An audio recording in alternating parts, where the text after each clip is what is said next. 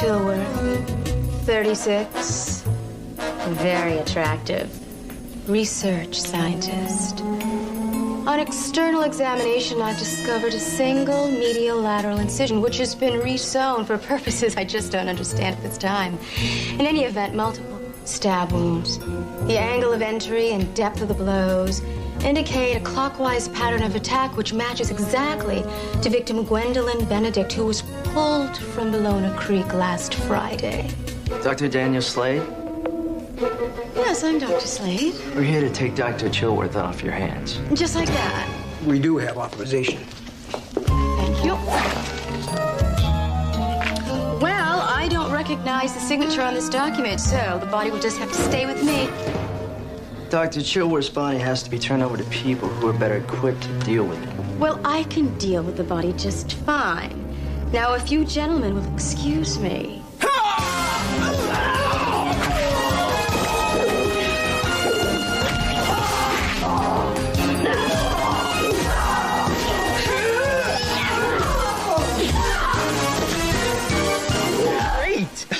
This is the best opening that you've ever written. I'm not just saying that because I'm your agent.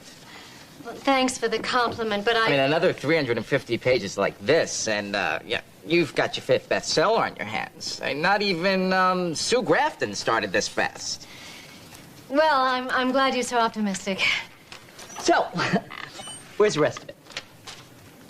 Jim, there's a little problem. That's all. Oh, what? All the pages I've written. I haven't got any more. The publisher expects 350 pages by Friday. I have writer's block. You don't have time for writer's block. If you don't meet this deadline, they'll cancel your contract. And then you'll have to give back the $25 million advance. That's it. You see? The money. It's so intimidating. Forgive me for being such a great agent. Turning you into the next Mary Higgins Clark. I want my 2.5 mil. Please, don't yell at me. I'm having a hard enough time the way it is. You don't know hard. If you blow this, I'll make sure that you never sell another book anywhere. You wouldn't have any ideas, would you? Any ideas, would I? For all I care. You could kill some poor slob, follow the police around, and see how they solve it. You just get me those 350 pages by Friday.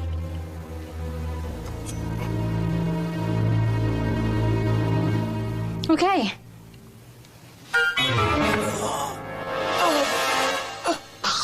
Thanks. That's a much better opening. Victim not killed in the woods, but his body was kept in a freezer for 6 months. Now, if it weren't for the forensic entomologist who was able to calculate the amount of maggots in his chest cavity, we might never have known. That's disgusting. Oh, but bugs are very hot right now. And I'm just trying to do my job as your technical advisor. I know. And I couldn't write the Danielle Slade novels without you. You know what I like? The cobra bite in your first book. You read Deadly Darkness? Yeah.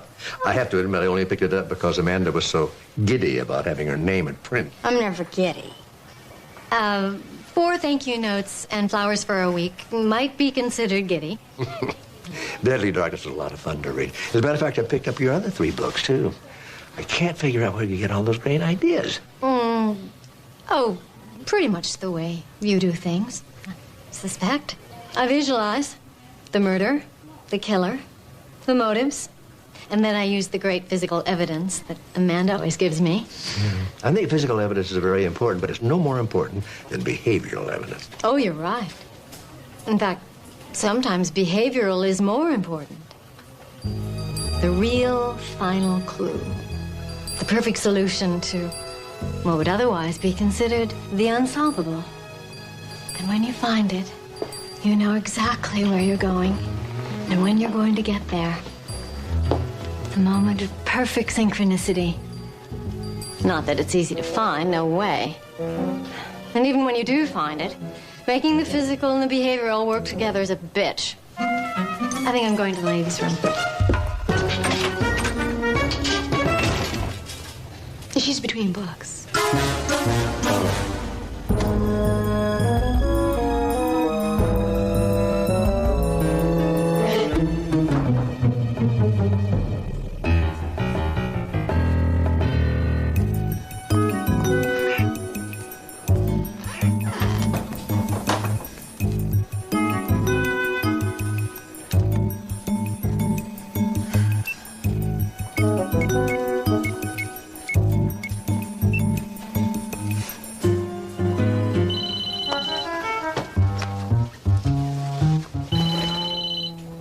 Kay's purse. Oh. Well, You can't go in there. what? It might be important.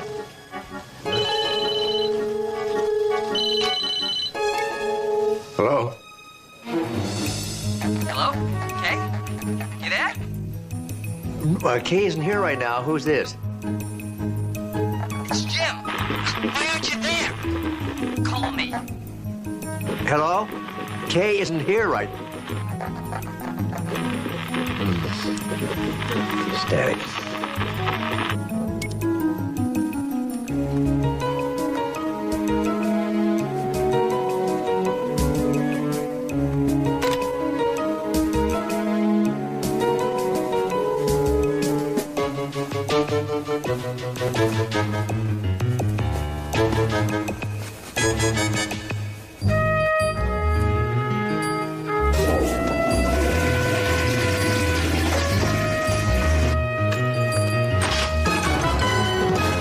Dr. Sloan, if you really needed to make a phone call, I could have loaned you a quarter.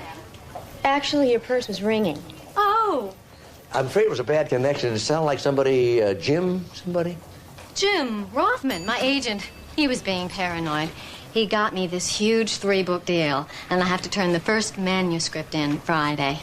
I'm holding on to it just to torture him. Maybe you ought to call him back.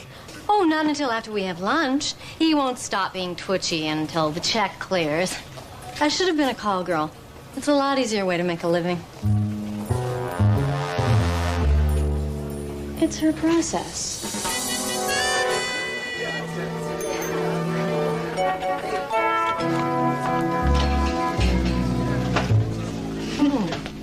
This place smells great. And you really own it? Yeah, me and my son, and that bleary-eyed young man in the scrubs over there. Let me go take care of this. Excuse me. Busy, huh? No kidding. 12-hour shift, 3 nurses out sick. We had a bus crash and an outbreak of chicken pox at a computer conference. Ow, and now this. What is this? It smells like coffee. So does that stuff at the hospital, and we all know what that tastes like. All right. This is my restaurant. I ordered Costa Rican. Where is it? Steve, he canceled my beans. How could he cancel my beans? I let him have these plastic little ketchup bottles, and I want my coffee. There's been a homicide. Okay, I'm sorry. We need you to identify the body.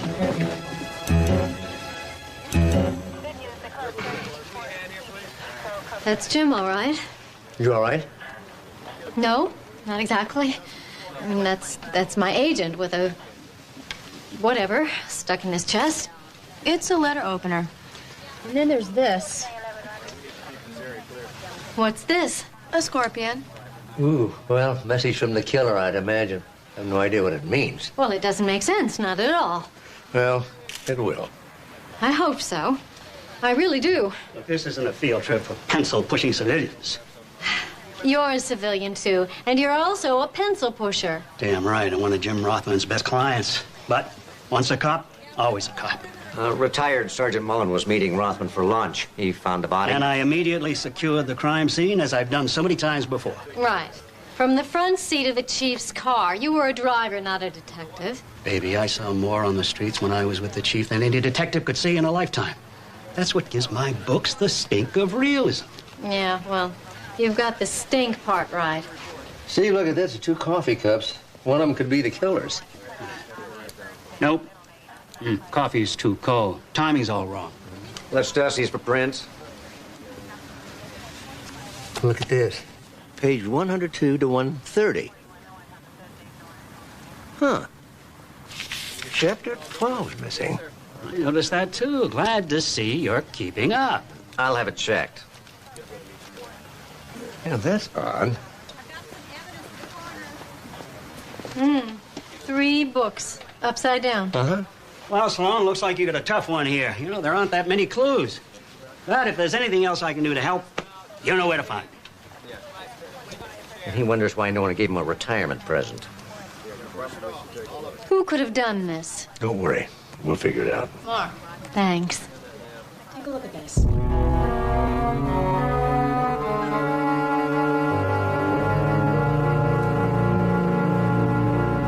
Let's see what clues were left behind.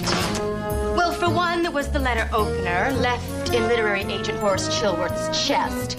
Somehow appropriate, yet ordinary. Then there were the 3 mundane textbooks, all turned upside down. Greener Grass in 6 Days, Kickboxing with Dickie Kimber, and Low-Cal Desserts for 2. Ordinary. Then we had, oh yes, the scorpion in the jar. Definitely not ordinary. And the rifled manuscript. Could this be the deed of some disgruntled writer who was angered by Chilworth's cool response to his or her work? And if so, why steal the 12th chapter of his or her own manuscript? Brilliant. Brilliant only if you can figure it out. I think you left too many clues hanging around. There was the rifled manuscript, the 3 upside-down books, and that damn scorpion. What on earth were you thinking about? I don't know. I just thought it would be interesting on the jacket copy. You're not playing fair with your readers. You cannot plant clues not knowing where they lead. Well, that's the problem. I don't know where anything leads anymore. Well, then how are you going to work us through this one? I'm not. Mark Sloan will do it for me. It's very creative. Amanda Bentley's always saying how brilliant he is. Why not use him? Especially now that I'm stuck with a dead Horace Chilworth and no idea who killed him. And Mark Sloan won't figure out that you're the one who killed Jim Rothman, right? No way. I left so many clues he'll be swimming in a school of red herring. Well, I'll use his deductions for our basic plot points, and then we'll fill in the interesting parts, and I can make alterations when it becomes mundane or simplistic. Not bad.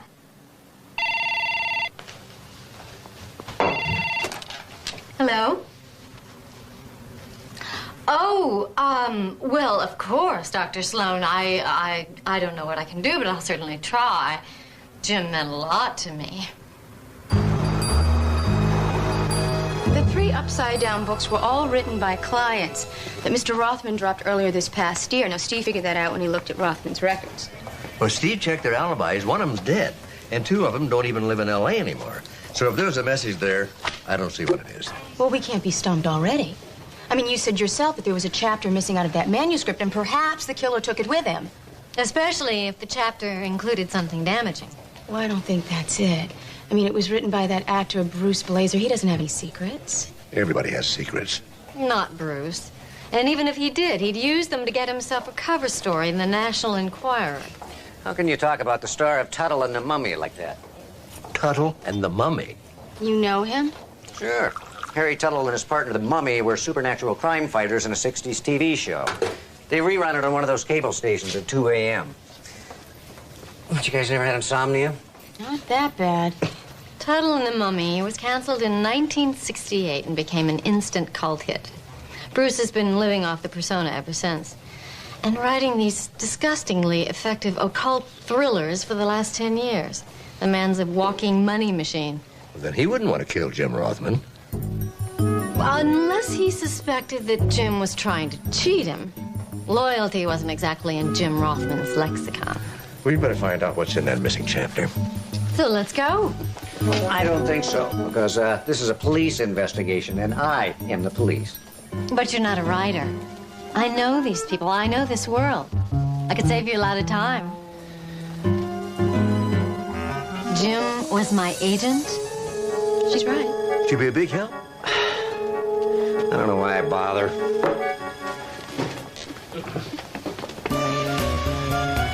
You never went anywhere without that suit.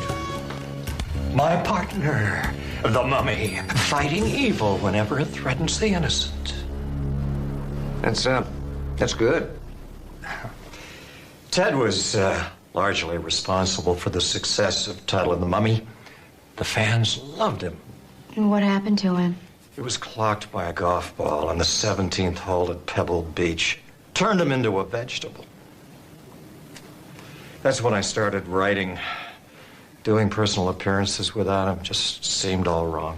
The demon roared with indignation at the intrusion into his dark sanctuary by such virginal interlopers. Creeping crawlers. The prose is a little purple, isn't it, Bruce? Not the gritty realism of Danielle Slade conducting autopsies in a halter top. At least I can write. Well, we didn't come for a literary critique, so if you could just print us out a copy of Chapter 12 of your latest manuscript. I don't use a computer. Dyslexic. That must make it hard. Dreadfully. Well, maybe you could just tell us what was in it, then. Yeah. Actually, I haven't read that far. It's your book. All those stunts I did on the show did bad things to my short-term memory. Or maybe you didn't write it in the first place. You have a ghostwriter? Sid always said that writing is 10% inspiration, 90% perspiration. I don't like to sweat. Sid Abernathy? That no-talent drudge is your ghostwriter? My creative collaborator. Well, don't be so shocked. All writers need a little help now and then. Well, maybe we should have a little talk with your helper.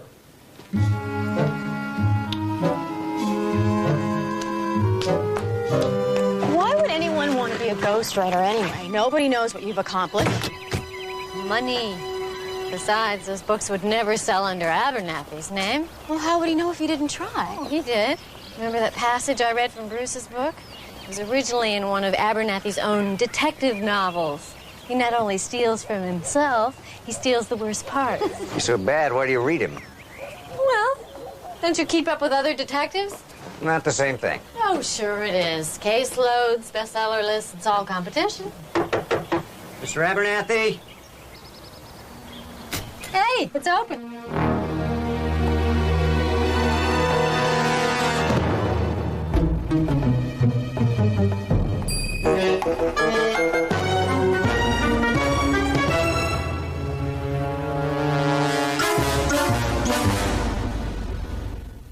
No. We're right inside. Go on Is he in. not going to solve this one for us, too? Oh, how you doing, Sloan? Bentley, doctor? Don't tell me you had an appointment with Abernathy. Oh, no, police scanner. You know, you got to keep up with these radio calls. Never know when I might be able to lend a hand. I don't know how we're going to figure this one out without you. Come on. Sid Abernathy. Looks like one of his disgruntled fans decided to save the world for more Rick Steele novels. Noble motive. All right, get it. Here we go. Doctor, looks like we got a serial killer on our hands. You do? Yeah, you know, preying on the literati. And that's his calling card. I like his style. I'll tell you what, while I'm here, why don't I go out and check the perimeter, see what you've missed? I'd appreciate that. Yeah, I think we have a novel here. I got first dibs, baby. That is the most silly, stupid, impulsive idea. Well, it's an interesting puzzle, all right. Well, you don't think Archie could be right, do you? About the serial killer? I mean, the crime is identical. Well, I admit it doesn't look a lot like Rothman's place, but somehow it just doesn't feel like the work of a serial killer. What does it feel like? Confusing. The same M.O. as Horst Chilworth's murder. A single upward thrust with a letter opener. Piercing the descending aorta. Causing rapid exsanguination and death. There is a difference. And it is a significant one, one I must not overlook. This latest victim was stung before he was killed. This is way too confusing. Mark Sloan is confused. I'm not. Well, why aren't you? I mean, we have two killers now. Yeah, you offed Rothman, but you didn't off Abernathy. I know. Isn't that great? Yeah, I hate when you get to this part of a book. You become positively delusional. I'm not delusional. I'm excited.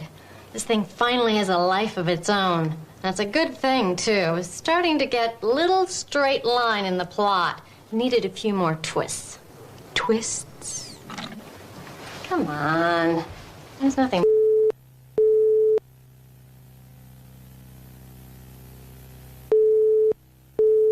300 pages while he or she interviews suspects before rounding them all up in the end and dazzling them with deductive reasoning. I'm all for action. Remember when you wrote Praying Mantis and I used a corpse's rib as my kendo stick?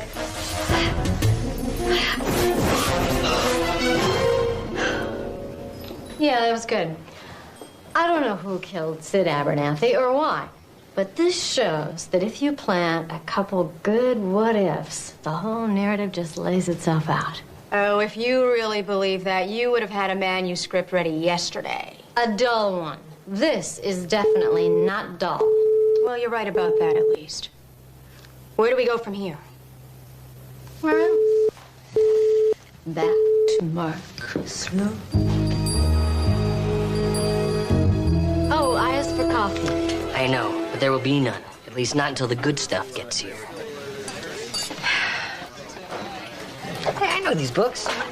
That's a Dance of Death series. Rick Steele, super spy. Fast with his fists, faster on his feet. Jesse has very low literary standards. Yeah, Sid Abernathy happens to be a great writer. His constant reworking of specific themes and scenes makes him one of the most complex contemporary American writers. I mean, look at Cha-Cha Choker's brilliant use of metaphor. And then there's Lindy Hop Lunatic, all right? And that one, Rick is chasing after this serial killer who preys on swing dance competition. Look at this right here. Cha-Cha Choker right on the edge of Jim Rothman's desk. That one was great. And that one, Rick Steele uses a dead guy's rib as a kendo stick to battle the forces of evil. Cha-Cha Choker is missing from Abernathy's personal library. You mean he took an already published book to his agent? That doesn't make any sense. Well, maybe not, but the lab guys found something in Abernathy's computer that does. A blackmail note. The whole world will soon know the lying thief you really are. I guess ghostwriting just doesn't pay enough. Did you find that chapter 12 from Blazer's book that Abernathy was ghosting? Mm-hmm. The hero, who thinks he's turning into a vampire, gets on a plane for Albania and reviews the eerie events of the past 11 chapters. And if there's information the killer wanted to hide, he would have had to take the entire manuscript. At least that red herring is dead. I told you you left too many clues lying around. You know, this isn't working. Why don't we just drop it? Why, when it's just getting interesting? We managed to trace the jars the scorpions were in. Wopak Greek olives. There's only a couple of stores in the L.A. area that carry them, so I'm going to check the surveillance tapes and see if any of Rothman's clients are regulars. You see, that just when you're about to give up, the perfect clue pops right up.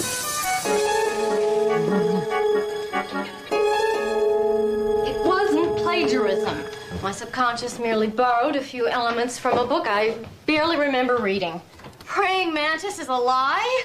My whole life is a lie, a lie. Yes, yes, I made you up.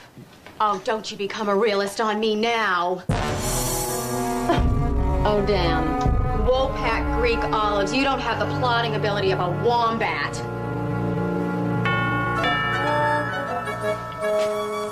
Go away.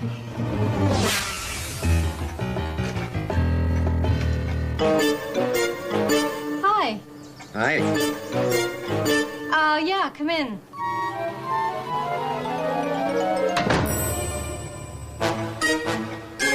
Nice setup you've got. Everything you need, huh? Tools of my trade. Can't do without them. Kind of like surveillance cameras are the tools of my trade. Kinda, I guess. You take a nice surveillance photo, especially the one from Lindler's Market, where they sell these Wopak olives. Glad you left the scorpion home. Oh, there was no scorpion. I got this from your recycle bin. You were digging in my garbage? It's always interesting. Look, Lieutenant, don't play cat and mouse with me. It won't work. I didn't kill Jim Rothman. Oh, we don't think you did. You don't? You didn't have motive. I mean, he just got into that big deal. And he didn't have opportunity. He called you before he was killed, and from that point on, you were with Dad and Amanda. I know that. But you were at the scene of the Rothman murder. You went over every piece of evidence with us, and it made you realize it was a perfect opportunity to kill your blackmailer. What blackmailer? Sid Abernathy, Sid wasn't blackmailing me. even though you stole from Cha-Cha Choker. Figured that out, did you? When Jesse was telling us about Rick Steele and the kendo stick, Dad remembered a similar scene from Praying Mantis. Where Danielle fights off the bad guys with the corpse's rib. You did plagiarize Abernathy. Borrowed unconsciously, just a tiny part. But I didn't kill him. I'm not a copycat. Then why were there olive jars from your favorite brand at both murder scenes? I wish I could answer that. So do I. And since you can't, I'm afraid I have to arrest you for the murder of Sid Abernathy.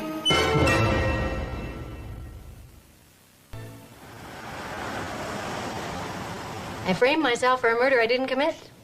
By committing the murder I did commit. And I can't convince them I didn't commit the second murder unless I admit I committed the first one.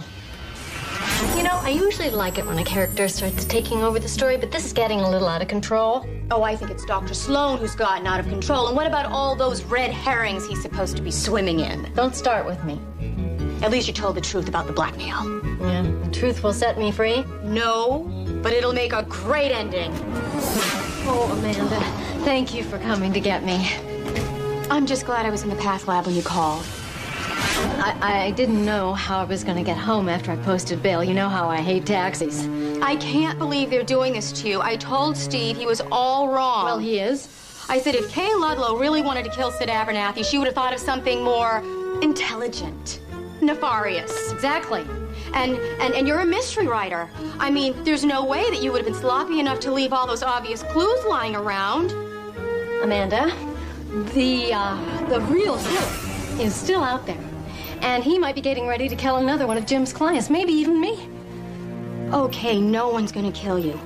All we need to do is find out who committed the first murder. We do? Absolutely. And once that person confesses to both murders, well, you'll be free and clear. Yeah. Right, great. Okay. Come on, let's go over and talk to Mark about it.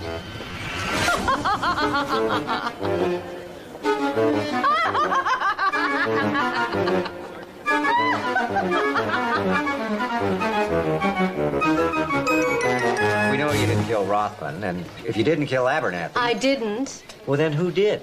And where did he or she get the olives? You know, Steve didn't find any more of Rothman's clients on the surveillance tape. Ah, real coffee. This is from that designer coffee shop down the street. Good, huh? And $1.75 a cup. And worth every penny. Why can't you just get some brown crystals and drown them in hot water and leave my profit margins alone? Hey, didn't you kill Sid Abernathy? No, she didn't, Jess. I knew he'd believe you. You know, it's possible that this was about killing Sid Abernathy, and murdering Jim Rothman was just to point us towards Kay. And since Rothman called Kay just before he died... She had an alibi the real killer couldn't have known about. So who is our killer?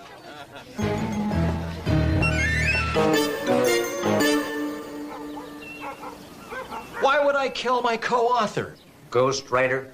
The real unknown author of Creeping Crawlers? I'll read the acknowledgments. He's mentioned prominently in every one of my books. Acknowledgements aren't royalties. And why would someone as famous as you go ahead and hire a ghostwriter anyway? Writer's block? Laziness? Paranoia? General lack of talent? Or all of the above. The truth is, Tuttle and the Mummy made me famous. Once you've been a celebrity, it's hard to go back to being a nobody. And being a best-selling author made you famous all over again. Well, fame of a different kind, but I'm certainly not complaining. Maybe Sid Abernathy got tired of still being a nobody. Not a chance. The man had no ego. But he loved money. As long as he got paid, he didn't mind being used. And how much is being used worth these days? A lot. Fortunately, I could afford it. Maybe somebody else decided they couldn't.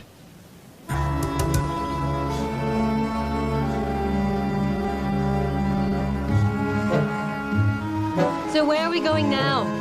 Dad's found something at Abernathy's house.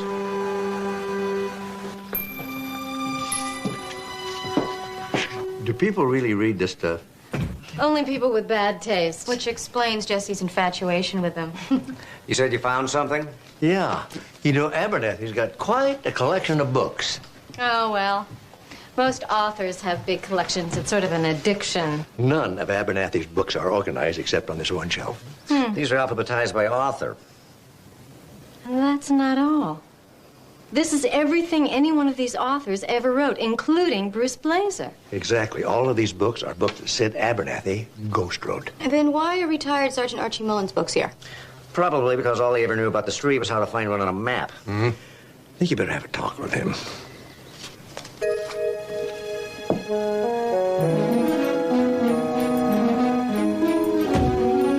Calling in reinforcements? Shut up. Archie, this is a friend. Yes, darling. You know the cops are onto you. They know you killed your ghostwriter. They're on their way. If I were you, I would run. Run, run, run. You know what they do to cops in jail. Bye-bye. You're warning your suspect? No, I do hate to manipulate the plot like that.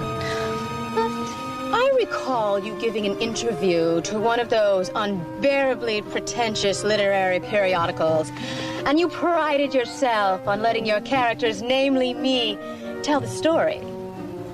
Well, it does feel a little ham-fisted. Unless you're becoming one of those terribly plot-heavy hack writers you profess to hate. Like Sid Abernathy? Well, let's face it. He couldn't have been all that bad. You did steal a book from the man. It was a plot point. It wasn't stealing, it was an homage.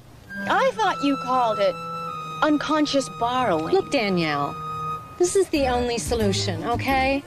If Archie Mullen runs away, they'll blame both murders on him, and they'll forget about me and about Jim Rothman, and I can finally type the end on this nightmare, and I can even make sure that Archie doesn't write a book about it before I do.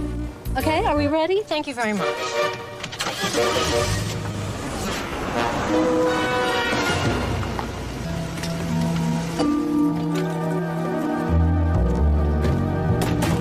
I did some more checking on the way over.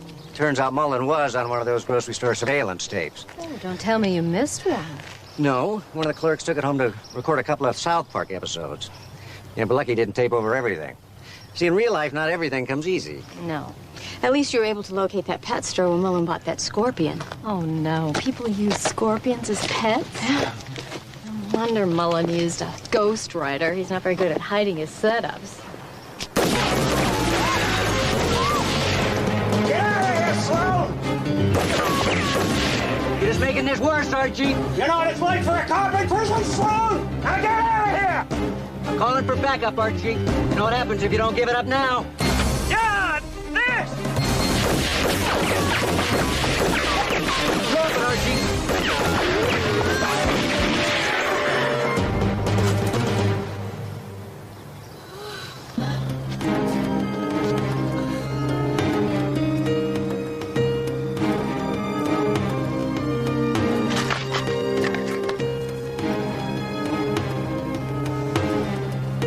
Amanda?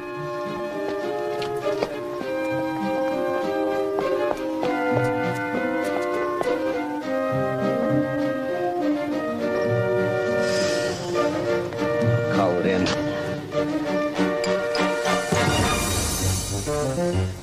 You all right? In fact, I'm perfect.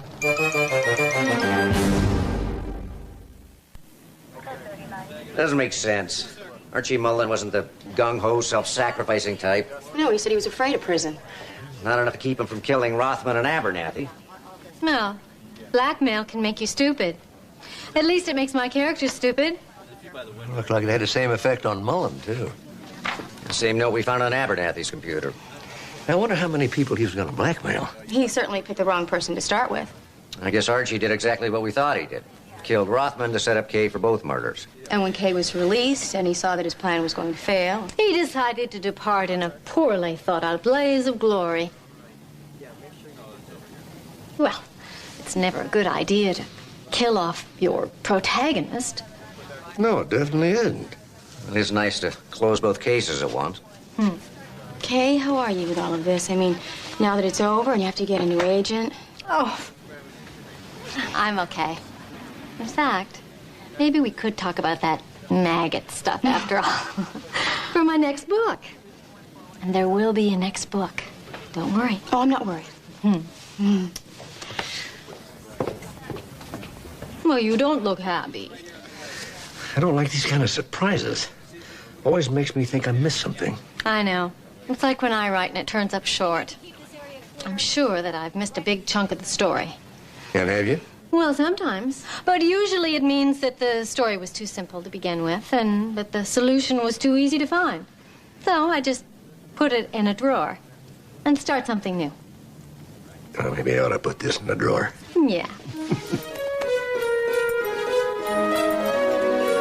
Want some?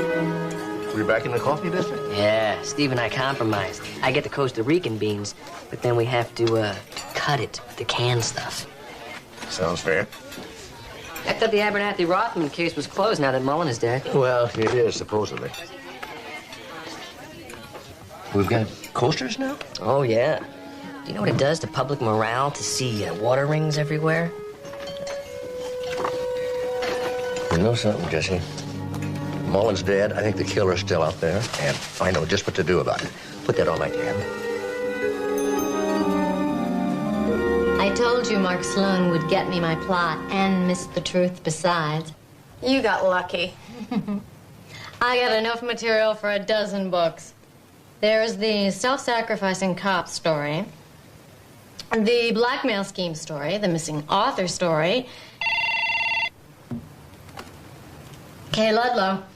I know what you did. Did?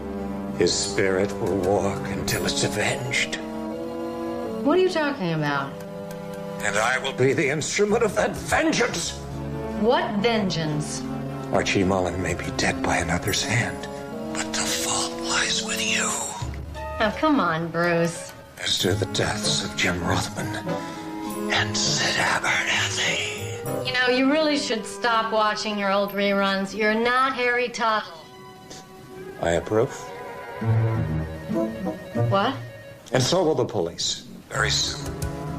And then the restless can rest. Bruce, wait a minute.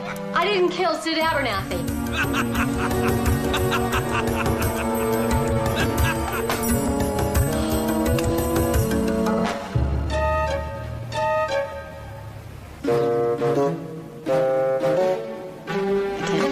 I have to drop another body.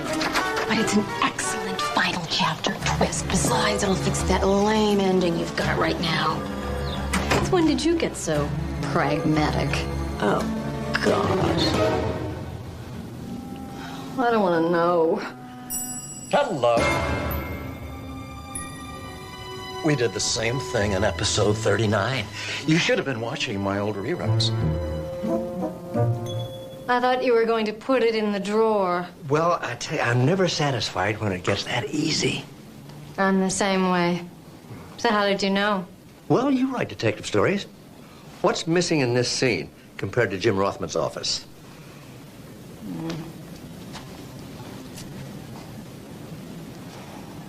The upside-down books, different titles? Nice guess. But wrong. The rifled manuscript. Chapter 12 is missing, I assume, but irrelevant. Right. Let's see. Well, there's the damn scorpion and coffee cups.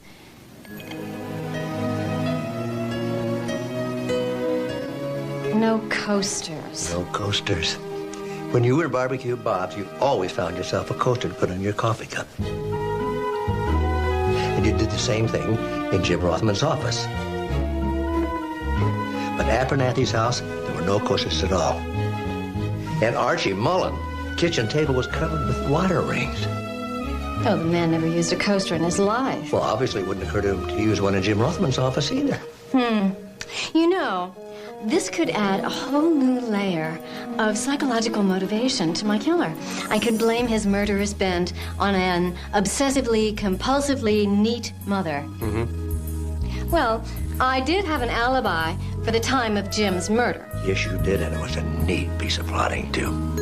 Instead of making us believe that you were nowhere near Rothman when he was killed, you made us believe that he was alive when he was actually already dead. I like that. Thank you. You're welcome. Well, simple is usually best. That's what Mummy always told me. Brilliant powers of deduction behind that body wrap. But obviously there was a mistake. Rothman asked why you weren't there. Now, that's something you'd say to an answering machine, not to a bad connection on a cell phone. I don't know. That's kind of weak on the physical evidence. But terrific on the behavioral. You should have modeled me after him. I still didn't kill Sid Abernathy. It really was Archie Mullen. We know. Please apologize to Amanda for me. I guess I'm not as good as either one of us would like me to be. But I was telling the truth. There will be another book. Why did you kill Jim Rothman in the first place? Was he trying to cheat you? No, nothing that defensible. Writer's block. You have no idea.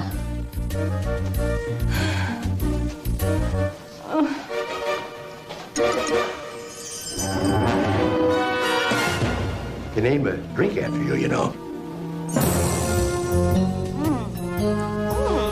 Great kiss. Too bad that's all we've got time for. Great plan, Shilworth. And almost a perfect murder. Two perfect murders. The false clues, the apparent copycat killing, all to cover the fact that you plagiarized your last book. Hello, Lieutenant? Yes, I have the real literary agent killer. The end. Brilliant. Really brilliant. I still didn't get to sleep with a very attractive Horace Chilworth. Wait till I write the prison breakout story. You're gonna love it. Yes!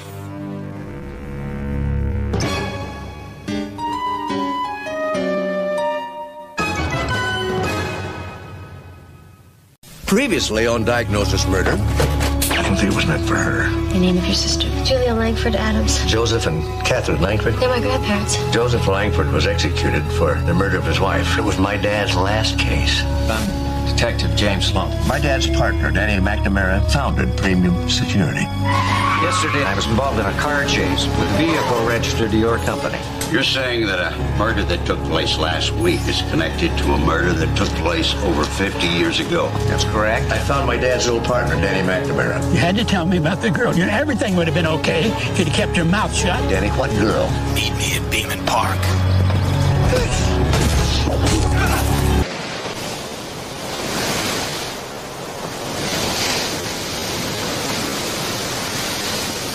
Carrie!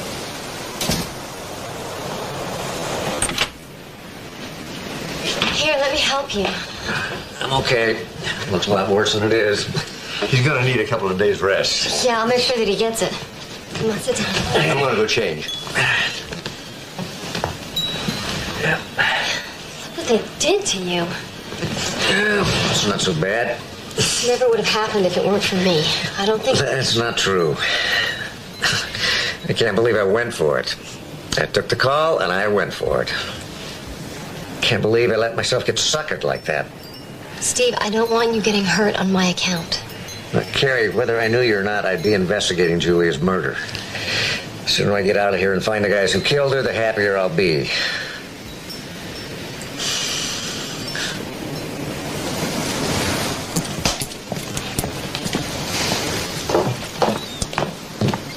Hi. Want something? Yeah, I'd like some help. With Steve. Oh, I don't involve myself in his personal life. Oh, we don't have personal problems. Well, that's good. No, Dr. Sloan, I'm worried about him. Because of the case? Now, I've never known a policeman. And I know that this is what they do. But is he always like this? Like what? He's so preoccupied. Oh, maybe just a little more than usual, yeah. Because of me? Yeah, you make it personal. And your father? Well, there's a lot involved in this case. Yeah, it's personal. I just don't want anything to happen to him. No, neither do I. This case is so intertwined, both of them. The man who killed your sister was going to be paid by the Premium Security Company. The Premium Security Company was founded by the man who investigated your grandmother's death with my father. When your grandfather was indicted for killing his wife, he said he had an alibi for that day. He said he stopped to help some woman whose car had broken down on the road. Sally?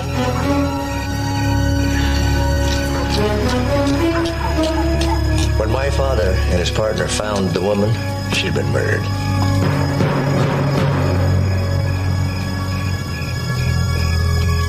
The girl was a prostitute named Sally Perry, and without her testimony, your grandfather was convicted and sentenced to death. They never found out who murdered her? No. Shortly after your grandfather's execution, my father found Sally Perry's roommate. Got a whole lot of questions for you, Edie. That's Miss Franklin to you. I'll call you Mrs. Roosevelt if you prefer, but I want some answers. You used to live with Sally Perry. Yeah? Why? I was checking her sheet. Hey, Sally's dead. I know, but 8 months ago she was arrested. Yeah, one of her dumber moves. She stole some money from a John, and he came after her with the cops. She never came to trial. Hey, what's the big deal with Sally? What happened? Who dropped the charges? Don't know. Okay, it was strange, that's for sure. I mean, 1 minute she's going to court, the next, she comes into a pile of money, and we take off to Cuba for a couple months. Who gave her the money? Hey, you know, I'm laying in the sun, drinking chi-chis. She don't want to tell, I don't ask. What does that tell you? That my grandfather was framed. Somebody gave Sally Perry money to leave town so your grandfather wouldn't have any alibi during the trial. That's horrible. Yes, it is. Your sister was murdered because she was getting too close to the real killers. And you have no idea who they are? I got a little idea. Who? Someone who could get the charges dropped against Sally Perry. Like the police? Or somebody with a lot of clout. What was Julia doing the days before she died? I don't know. She wouldn't tell me. She knew I didn't want her investigating the case. Oh, too bad. She canceled lunch with me last Friday. Friday? Yeah, a week before she died. She told me that she had to go to the Rancho Park Tennis Club and that she couldn't meet me for lunch. Why? I wonder why she'd go there. I don't know. But it wasn't to play tennis because she played tennis like she had 2 left feet.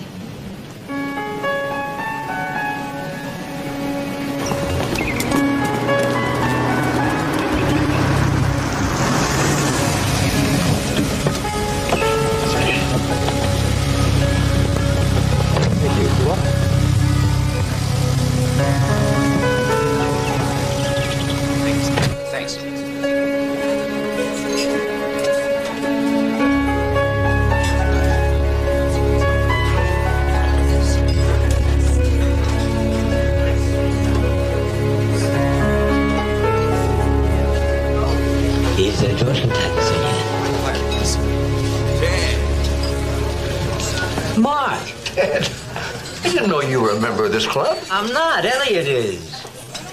But have you met my son? I don't believe so. Elliot, this is Dr. Mark Sloan. We're on the board over at Community General together. Oh, my father was just talking about you. He said you're the only man he knows who turns down free trips to Paris. That's call me crazy. Well, you guys will excuse me. I got to get ready for a game. Elliot, before you go, have you seen this young lady around the club at all? No, I don't think so. Well, it was nice to meet you, Dr. Sloan. Nice to meet you. I'll see you later, Ed. How about you, Ted? It's Sarah Adams' daughter, Julia. She was murdered last week. Oh, no. What a pretty girl. No, never seen her before. Listen, that job in Paris is still waiting for you. Talk to Jesse Travis. He's dying to go to Paris. But you're the right man for the job.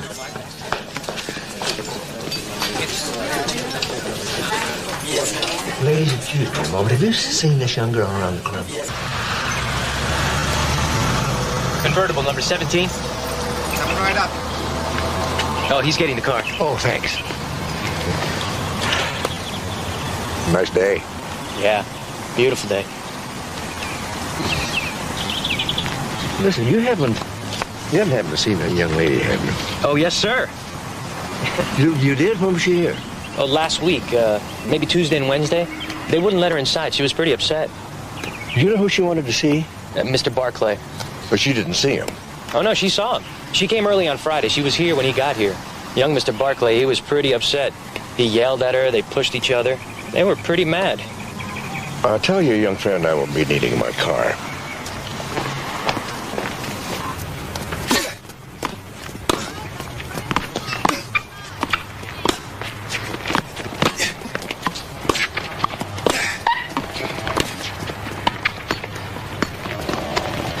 What are you doing? Why don't you look at this picture again? Now, I told you, I have never seen her before. You have a regular 2:30 game. It's in her book. She came to see you. Look, I know you're a friend of my father's, and I don't want to be rude, so please, get off the court. You don't remember yelling at this girl outside? That was her? You pushed her and you shoved her. She was nuts. She grabbed me, she was pulling my hair. What did she want? How would I know? I don't know what she was talking about. Look, Dr. Sloan, I can tell you this much. She didn't look anything like in that picture. I never would have recognized her from that. Let's go.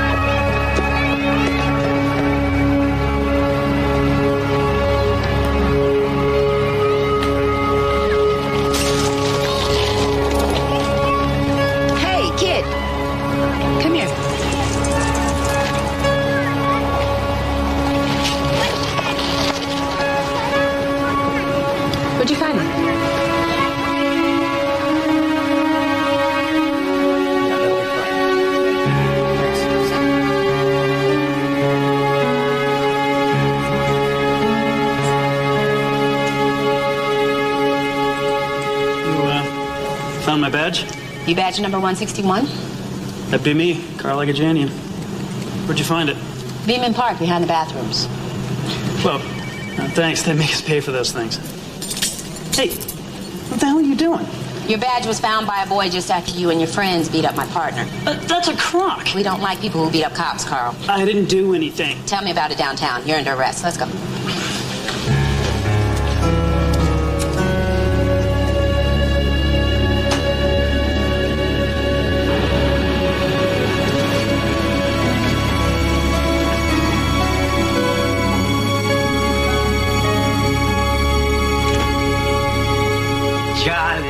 Hey, Ted. How are you? I'm fried. You mind? No, help yourself. You want something? No, thanks. It's a little too early for me, John. Hey, what was so urgent that couldn't wait? You want premium security? My lawyers want it. My accountants want it. I want it. All right. It's yours. What happened? Ah, Ted, you know, one too many clients screaming at me, one too many screw-ups by my people. No patience, no interest anymore. I'm just done. You sure? I'm sure. You have got a deal. All right. My lawyers will be in touch. Good. All right.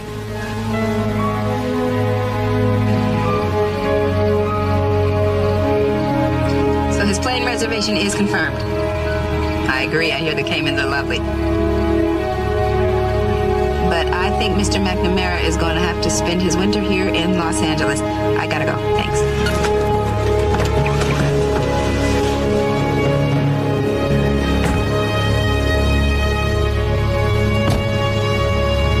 Mr. McNamara. Yes. You're under arrest. What the hell are you talking about? Making a big mistake, young lady. A big mistake. Arrested your employee, Carl Agajanian. Mr. Agajanian says he did your dirty work for you. You paid him to beat up Detective Sloan. He says that you gave him the money to pay off the guy who killed Julia Adams. And that he was in the premium security car we chased. And that it was your money they threw out the car window. What are you, mute? Say something. Well, let me explain something to you. Here in California, murder for hire is a special circumstance crime. That's a death penalty. The gas chamber. So maybe there's something you'd like to say, some kind of deal you'd like to cut? Son, I spent 4 years in a Vietnamese prison. You haven't even begun to scratch the surface of my fear.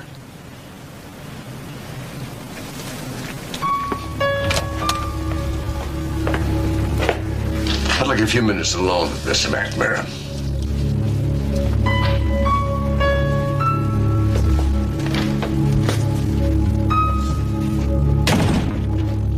I'm Mark Sloan, the son of your father's old partner, James Sloan.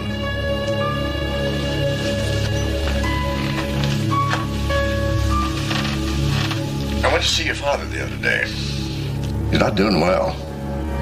Body's failing him. He has Alzheimer's. You seen him lately? You know, a man like that should be allowed to spend what few years he has left in peace, don't you think? Are you threatening my father? You know, a very strange thing happened while I was there. He thought I was my father. He said he wanted to apologize to me for something. Been thinking about it for years. At first I didn't know what he was talking about. Then I realized what he was saying. Years ago, he killed a young girl named Sally Perry. Your father killed Joseph Langford's only alibi. You know, there is no statute of limitations on murder. What the hell's he doing? I don't know anything about the past. But I bet you know a lot about the present, don't you? About Julia Adams' murder. If you don't cooperate, things are going to get a lot worse for you. And your father. You think about it.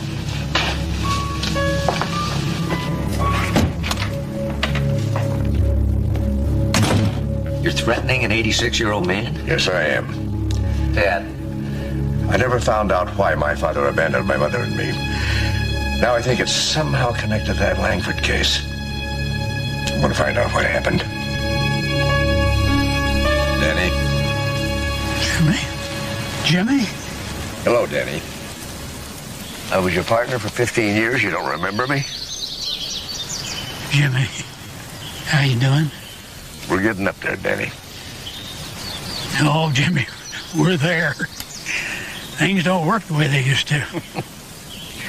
You know, Danny, I was thinking, you remember the night that Joe Langford got the chair?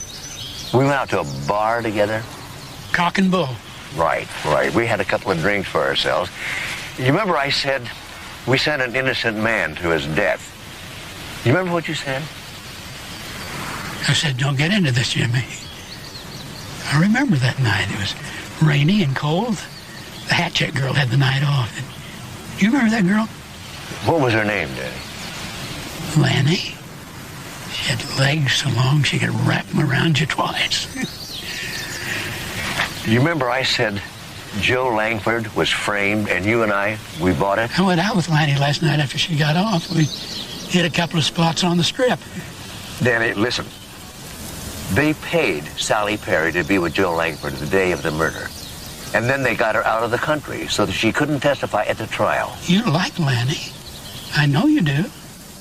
Look, you've got to relax, Jimmy. You've got to have a little fun. Danny, why was Catherine Langford murdered? Why was Joe Langford framed? Let it go. I can't, Danny. I have to live with it. We testified at that trial, Danny. We sent an innocent man to his death. You have got to let it go. Why? Well, you never let go of anything. What are you going to do? You going to the press? To the Barclays? Well, I don't have any choice, Danny. Don't do it, Jimmy. I'm warning you.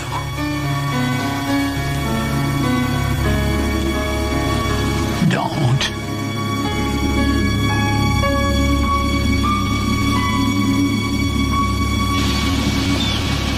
Barclays. Then he warned me not to go to Barclays.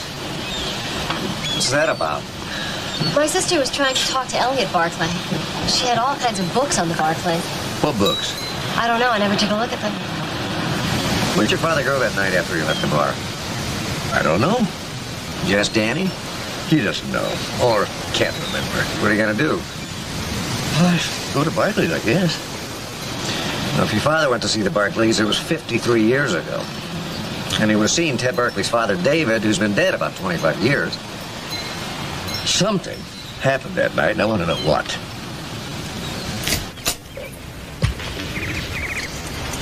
I started packing up some of her stuff.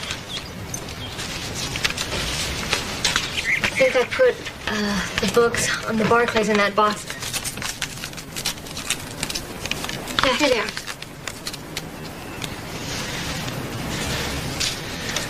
Cheryl's going to pick me up and take me to work. You don't have to do that. Well, that way you can stay here and then just go back to the house whenever you want. Steve, look at this. It's a lab report for a DNA test.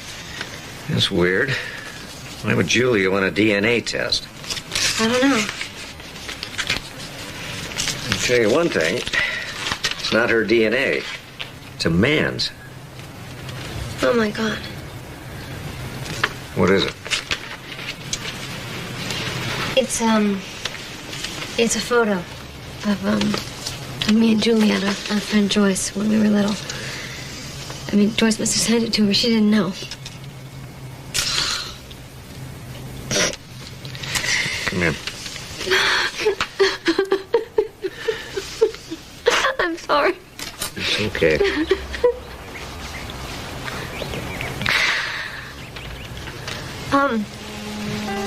Hi, I'm Carrie. Come on in.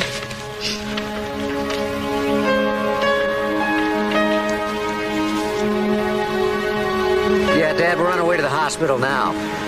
Listen, I want you to check a DNA report that we found at Julia's apartment. Right, I'll see you in a couple of minutes. So what's the story on Carrie? No story. Please, the woman was in your arms. That's a story. Let's just say it's too soon to call. But she is living with you at the beach. But she's there. Are you enjoying yourself?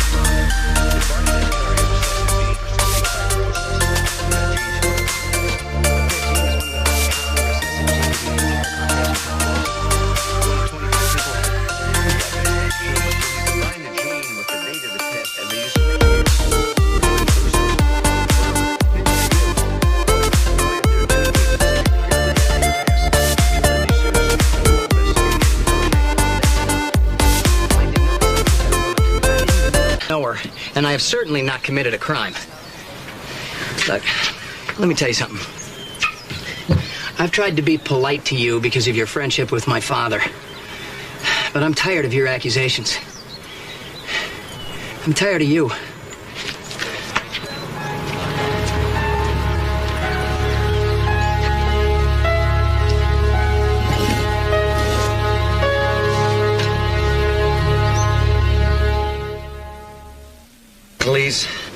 Barclays? Julie was obsessed. But why? What was she looking for?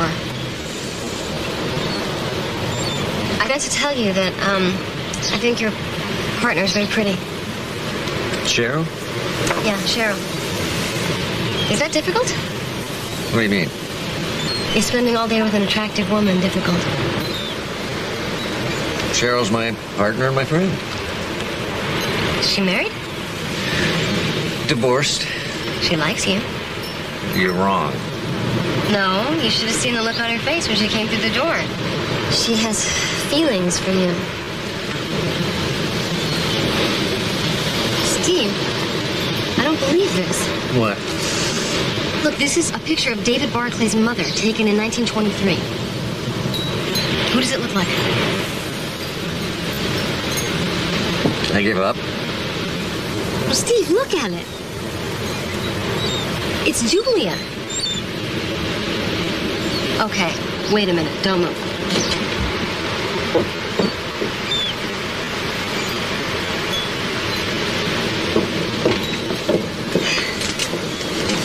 Hey, look.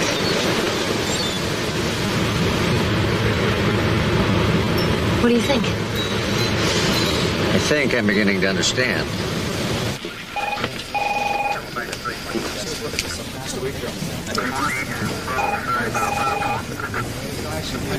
I got it. Something wrong? No, nothing. Carrie's getting a DNA test. Interesting. Why? I think Julia was about to prove that she and Carrie were Barclays. That's why she had Elliot Barclay's DNA test, and that's why she was murdered. So you're going to compare Carrie's DNA to Elliot Barclay's? If they match, your girlfriend's going to be very rich. She is not my girlfriend. Sorry. Forget it. You know, Cheryl, maybe Catherine Langford was a Barclay. Maybe that's why she was murdered. Well, the Barclays, the founders of the L.A. Constitution, one of the leading families of L.A., they did all this. Takes your breath away, doesn't it? Yeah, you better have a hell of a case. Oh, you know the old guy up in forensics? Robert Engel? Yeah. Well, I gave your grandfather's letter to him. And? Well, go see him. You've been investigating my father? Don't be mad at me, Dad. I just don't understand. I didn't know your dad left when you were 10 years old. I mean, you never told me that before. And you showed me that letter from him from New York wishing you well, and that kind of broke my heart. Steve. Well, Dad, I've had a father all my life. I wanted to do something. So you took the letter to forensics. What did you expect to find? That's what Cheryl said. Anyway, she gave the letter to Robert Engel. The old guy that everybody ignores. Yeah. Now, first he matched the font. The face was used on Royal manual typewriters for years. Yeah, my dad used an old portable. Then he checked the paper. Now, it came from a popular West Coast manufacturer that had no distribution on the East Coast. That's odd. That's what Robert Engel thought. Now, Robert has a lot of time in his hands, and he's a very smart man. What did he do? Well, he knew your dad had been a cop, and he's been around long enough to know that the Los Angeles Police Department only used Royal manual typewriters. So he did an amazing thing. He went down to archives and pulled an old report that was written up by your dad and Danny McNamara. Take a look at the report.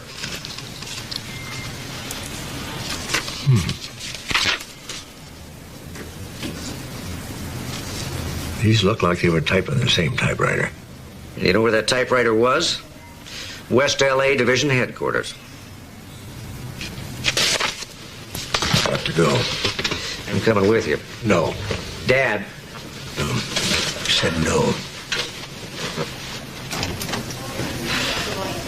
My father didn't go to New York, did he? Jimmy, you came to see me again. I'm not Jimmy. I'm his son, Mark. And I want to know what happened to my father. He went to New York. No. You wrote that letter my mother got. It was typed here and sent from New York. Your dad was the best partner I ever had. I loved him like a brother. What about that letter, Danny? What letter? I don't remember any letter. The night that Joe Langford was executed, where did my father go when he left that bar? Leave me alone. Danny, he was your partner for almost 15 years. He watched your back. He took care of you. What happened to him? I said leave me alone. Who are you? What do you want from me? What happened, Danny? Why wouldn't you let him go to the Barclays? Is it because you knew they were involved? Were you involved in it too, Danny?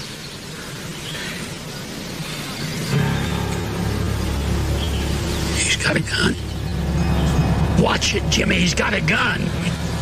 Answer me one question, Danny. Where did you get the money to start Premium Security? Who gave it to you? Was it the Barclays? I got him. I got him. I never killed a man before. I never killed anyone before.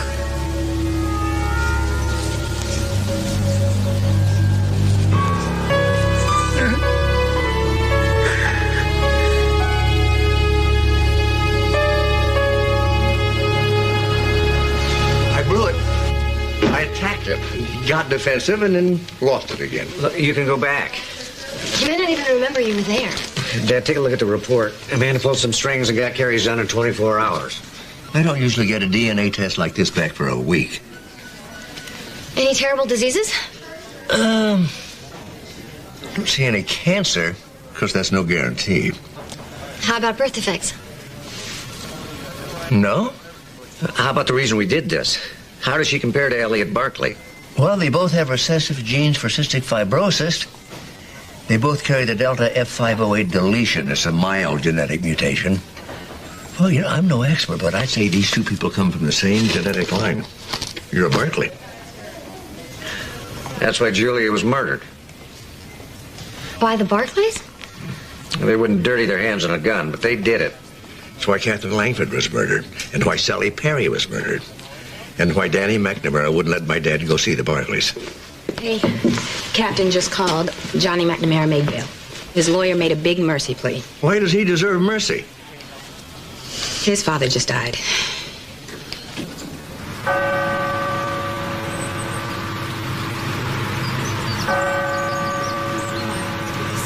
Excuse me, Father.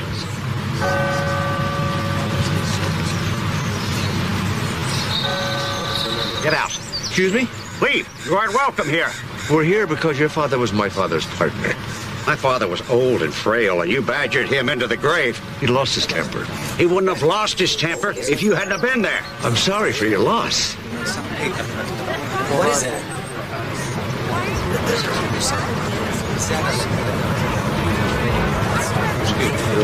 Excuse me.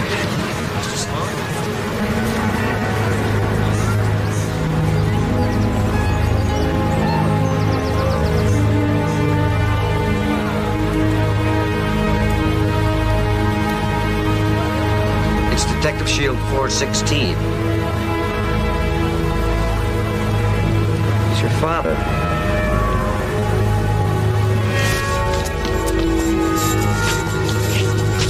Hollywood stars are flying San Francisco tomorrow. How about we go to the game? That'd be great. It's a date. I always thought he was lying to me, that he knew he wouldn't be back. These years were so angry. I thought he abandoned us. But he was murdered.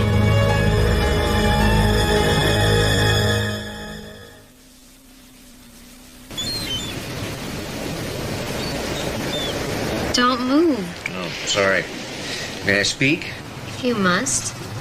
How's it feel to be rich? I don't feel rich. Don't worry, you will. Don't bet on it.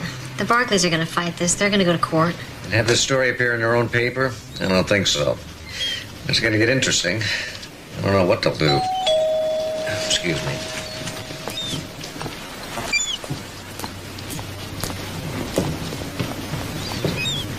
Hi. Hi.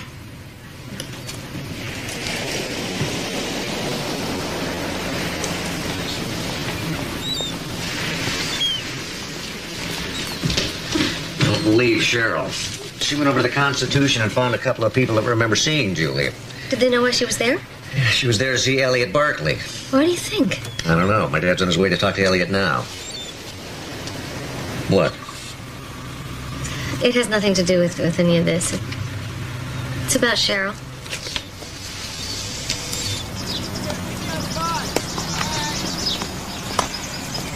Your friend Frank couldn't make it, so I offered to sit in. I don't know about this, Doctor.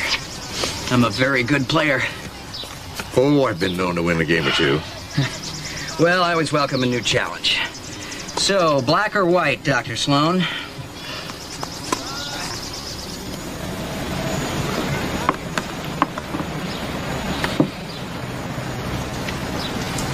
You were being modest, Dr. Sloan. You're really very good. Thank you. But I think I still got you beat. You know, I owe you a thank you. For what? You gave me back my father. Oh, yeah. I heard they found his body in Danny McNamara's crypt. Murdered. Your grandfather paid Danny McNamara to kill him. Doctor, my grandfather didn't hire killers. Actually, your grandfather also had Catherine Langford killed. But of course, that's in the past. Why don't we deal with the present? How do you like your new sister? Well, now, who would that be? Carrie Adams. Well, we'll just have to let the court see about that. Let's check. You know, the courts call on people like me to interpret DNA. And Carrie is a Barkley. Her mother was a Barkley. Her grandmother was probably an illegitimate Barkley. What are you going to do? Dig up all their graves? No. This is a much tougher game than most people think. Yeah, I agree. Especially when you're playing with somebody almost in your league. Well, I think I might have a little more practice than you. At chess, maybe. You know, I can prove that Julia came to the paper to see you. I can prove she came here. She ran a DNA test on your hair. Julia was a Barkley. Even if that were true, it proves absolutely nothing. I've got checkmate in 3 moves, Doctor.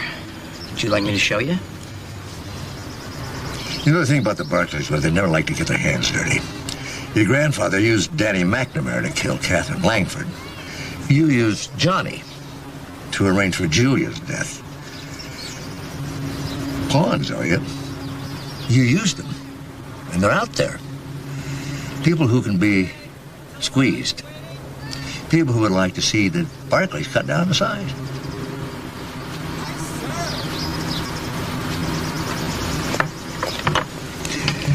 Fortunately, chess matches run more than one game, usually. I hold the Barkleys responsible for my father's death. And I won't rest until I see Julia's killer behind bars.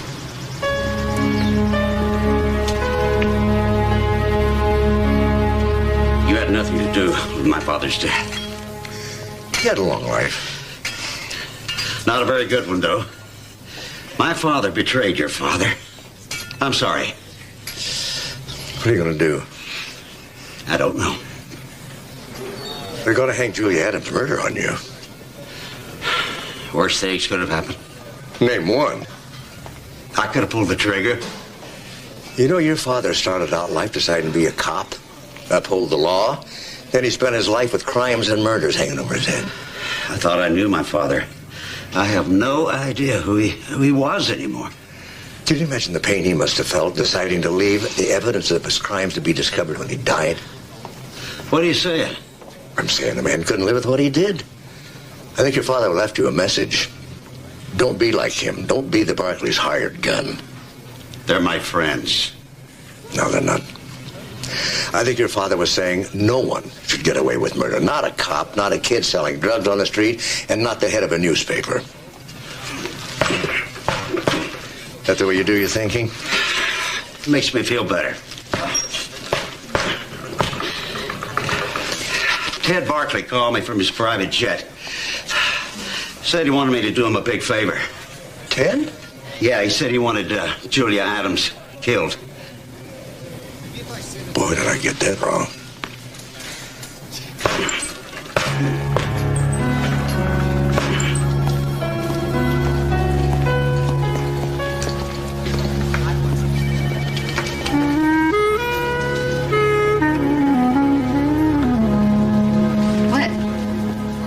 Nothing. What do you mean? That look. No look. Uh-huh. So, how's it going with you and Carrie? You know, it's funny you should ask. She, you're not going to believe this. She thinks that you and I have, what do I want to say? Well, we have feelings for each other. Feelings? And of course, I explained, we're just partners and friends. You did? But she says it's obvious that you have feelings. Me? Yeah, that I have feelings for me? Exactly. Crazy, huh? I mean, we do have a certain, I don't know. Well, yeah, which is rare. Yeah. And since your divorce, I have sort of thought about it a little. You have? Yeah. Once or twice. Haven't you? It crossed my mind.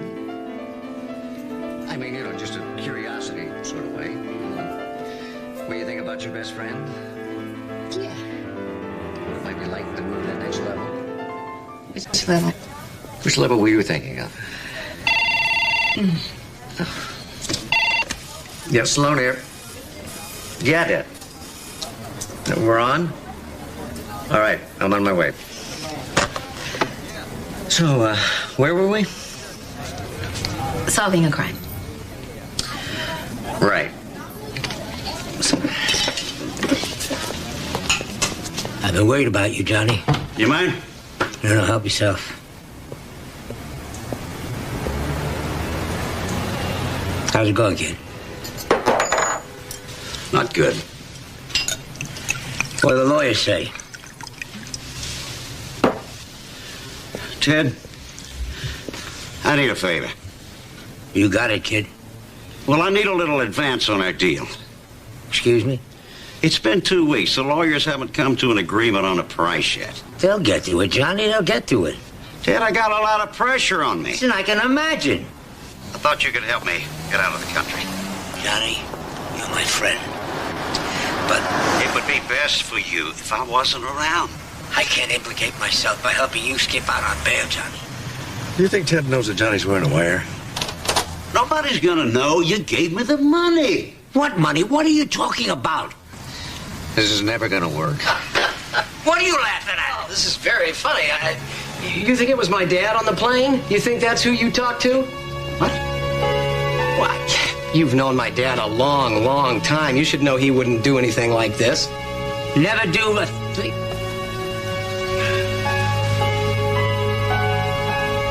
You had Julia Adams killed? Do you have any idea how much money she wanted from us? So what? We'd still have hundreds of millions of dollars, Elliot? Calm yourself. She was going to be able to prove that Catherine Langford was an illegitimate Barclay, and your father had her killed. Now, just imagine that on the cover of People magazine. You are a fool. I did it to protect you, to protect our families, to protect our family name. What kind of family are we, Elliot? What kind of son did I raise? Elliot Barkley, you're under arrest for the murder of Julie Adams.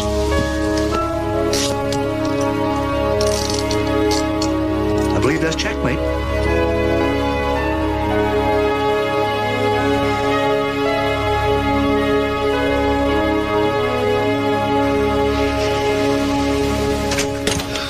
Anything else? No, I'll be just a minute. Okay, thank you. Thank you very much. Bye-bye. What was that? Ted Barclay. He wanted to apologize personally for my sister's death and to assure me that his lawyer is going to be contacting me within a week. He seemed like a good guy. He is. Well, got everything? Just one last thing. Thank you. Bye. You're the best. Take care. Cannot thank you enough for everything you've done. Come on, I'll walk you to the car. You gonna call me? Yeah, Cheryl lets me. I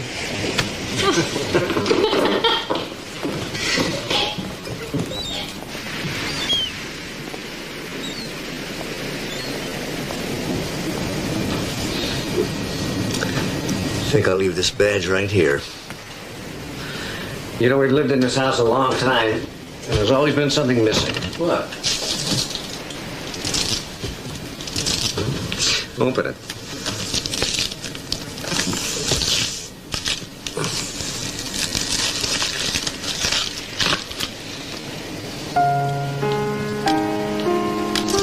Thanks, Steve.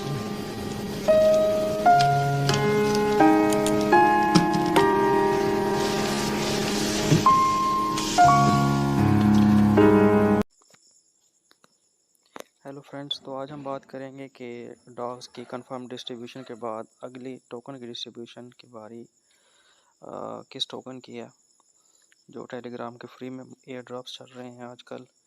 तो पहले हम चलते हैं pre marketing में क्यों इसके ऊपर Bitget के ऊपर।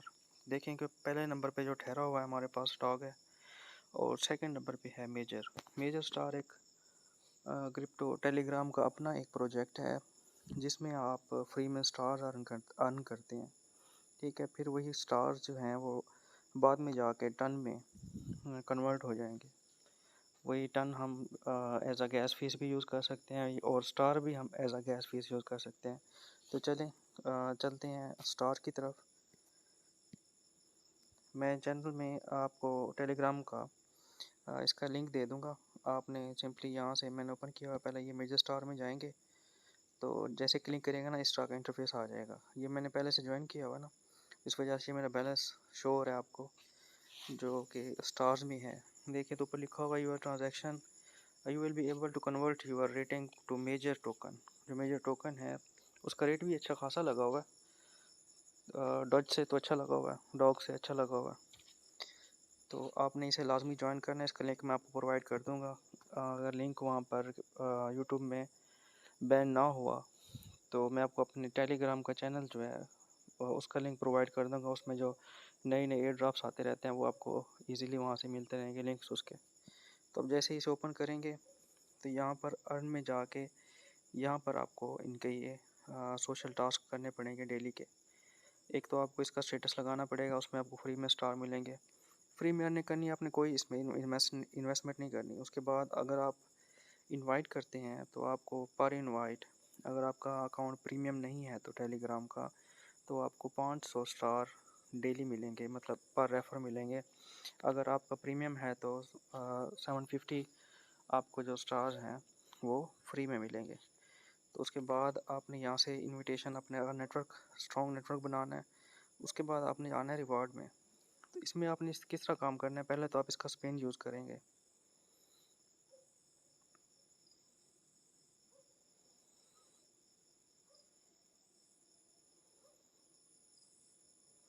हर 8 घंटे के बाद आप इस पे यहाँ स्पिन इसका जो है वो आप यूज़ कर सकते हैं, ठीक है। अब ये जो स्टार लगा हुआ है ना, होल्ड टू अर्न लिखा हुआ है, 1 मिनट के लिए आपने इसे होल्ड करना है। 1 मिनट के लिए। नीचे टाइम भी स्टार्ट हो चुका है। तो जैसे जैसे टाइम गुजरता जाएगा इसके स्टार्स की जो वो है अमाउंट है वो बढ़ती जाएगी क्लेमिंग की। ये आप देख सकते हैं, पहले 1 से स्टार्ट हुआ, अब 7 हो गया, फिर 8 होगा, फिर 9 होगा, फिर 10, इस तरह पूरा 1 मिनट। ये हर 8 घंटे बाद आपने यहाँ से इसे क्लेम करने हैं। जैसे कि आप पहले आपने जैसे देखा है मेरे जो स्टार्स हैं वो बड़े हुए हैं, मैं हर 8 घंटे के बाद इस पर एक्टिव रहता हूँ।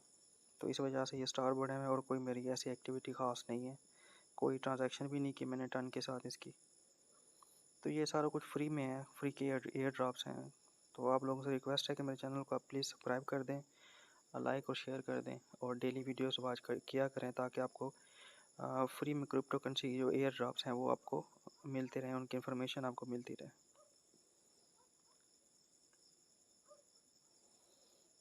ये देखें 915 स्टार 1 मिनट में, ठीक है जी। इसका लिंक और जो टेलीग्राम है वो हमको, मैं ये भी बता देता हूँ।